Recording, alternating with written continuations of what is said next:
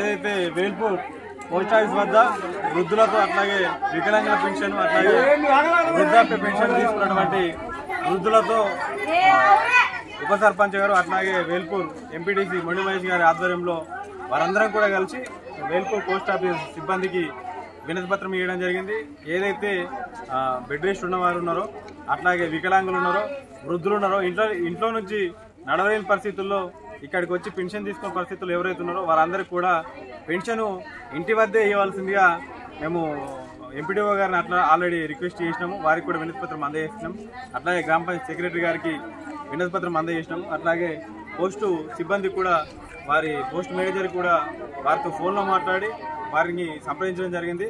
కావున ఈ ఇబ్బంది ఏంటంటే ఎవరైతే ఇప్పుడు అక్కడ నుంచి ఇంటి దగ్గర నుంచి వచ్చి ఇక్కడ వెయిట్ చేసి ఇక్కడ కనీస సౌకర్యాలు కూడా లేవు, ఏవైతే మూత్రశాలలు కానీ కనీస సౌకర్యాలు వాటర్ కానీ ఎండకు నీడ కానీ ఎటువంటి పరిస్థితులు సౌకర్యాలు లేనందున పోస్ట్ మేనేజర్ గారికి వినతి పత్రం ఇచ్చి వారికి వచ్చే నెల సంది ఎవరైతే ఉన్నారో దాదాపు 200 నుంచి 300 మంది వరకు వేల్పూర్ గ్రామంలో వృద్ధులు అట్లాగే వికలాంగులు ఉన్నారు.